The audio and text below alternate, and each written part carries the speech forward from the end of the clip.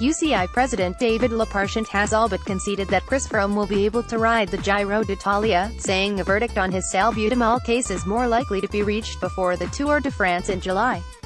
Lappartient suggested the drawn-out legal case has put race organisers, the UCI, and Froome in an untenable situation, with concerns about how the French public will react if Froome rides the Tour de France subjudice.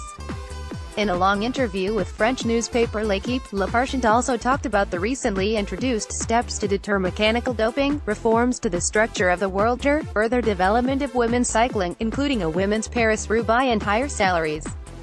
Lappartient also promised to act against the abuse of corticoids and the painkiller tramadol, saying, "If you take a painkiller to push your limits in a race, that's like doping." Lappartient, 44, splits his time between being Major of Sarzeau in Brittany and UCI President at Aigle in Switzerland.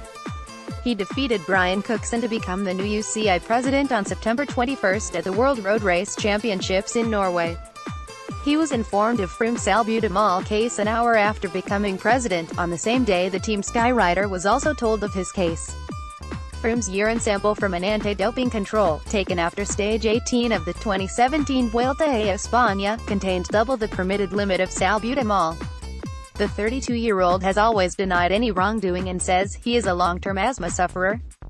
He insists that he knows the rules and has never taken more salbutamol than he is allowed. As salbutamol is classified as a specified substance, Froome is entitled to race until the case has been resolved. The Guardian and Le Monde newspaper broke the news on Froome's case on December 13.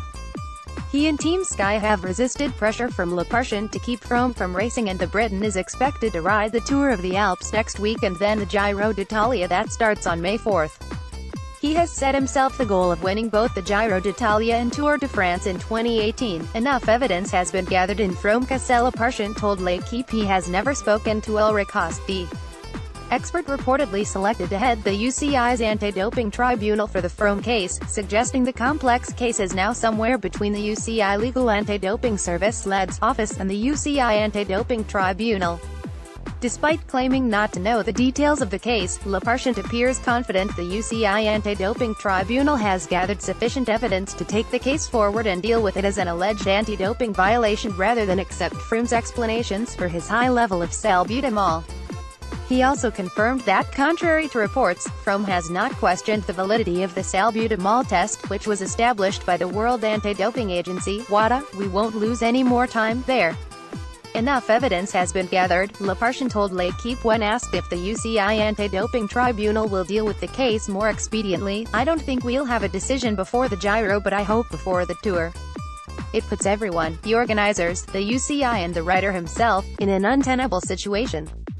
We don't want to see a rider targeted by part of the public." Lappartient suggested he is trying to somehow protect Froome from public criticism during the Tour de France, while also protecting the image of the sport. "I don't know how the public will react. He's ridden 2 races, the Ruta del Sol in Spain and Tirreno Adriatico in Italy, but not in France. Most people are well behaved, but there are always some who get fired up and who are less respectful of the rules. Our goal is not to place him in such a situation. I honestly thought it would all be settled sooner.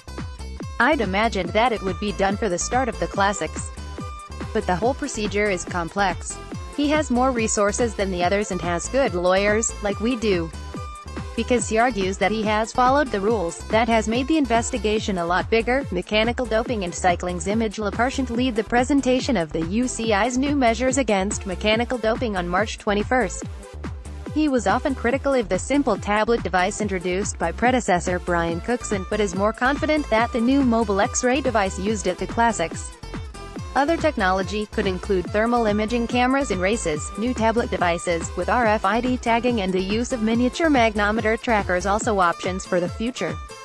There are currently no plans to create video analysis software to calculate rider power outputs. "I thought that we hadn't taken enough measures, but now I am convinced that our controls are sufficiently dissuasive to make sure that if mechanical doping cannot happen," Lappartient said, confirming that the fight against any form of fraud is a priority. "We can't build anything serious and sustainable without credibility. Rumors on social media were harmful to the image of our sport," he said. "It is not so complicated to regulate. The fight against doping remains important to the UCI. We will try to anticipate problems so that races cannot be manipulated by sports betting." People who watch cycling must be able to believe in the sport. And the sponsors obviously don't want scandals. I think cycling has a good image now, but doping sticks to us like a plaster sticks. Many people do not understand everything that has been done. They don't have a cycling culture. Without doubt, cycling is probably the best investment when it comes to quality, price. World Tour reform. Lappartient has spent time talking to race organizers and teams as he prepares to push forward with a reform of the men's World Tour structure. He promised leadership during his election campaign.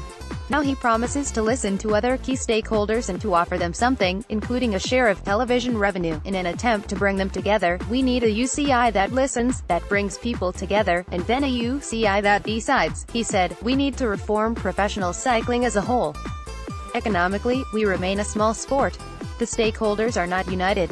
The difference between where we are and where we should be is very big. We need to create a credible reform that improves the overall economy of our sport. Perhaps some races should be ranked better than others. The calendar could be structured differently. It requires a more pyramidal system, grouping the sale of TV rights together, standardizing TV production, creating a common digital platform, involve teams in the revenue. All these things create a sense of animosity between each stakeholder. I feel there's a desire for a common vision, but we will not go towards a closed system. Exchange for a piece of the economic pie and possible multi-year World Tour licenses. Lappartient wants to introduce sporting criteria for entry to major races, reducing wildcard entries to just 1 or 2. New medical rules to fight corticoid and tramadol abuse. On Monday, the UCI announced Frenchman Xavier Bigard as the new medical director.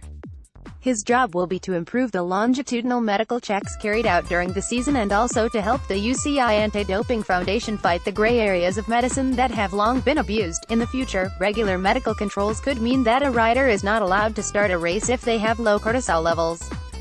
They will be considered not able to race, Lappartient said, hinting the UCI will follow the controls and protocols already put in place by the Movement pour un cyclisme crédible (MPPC) voluntary association.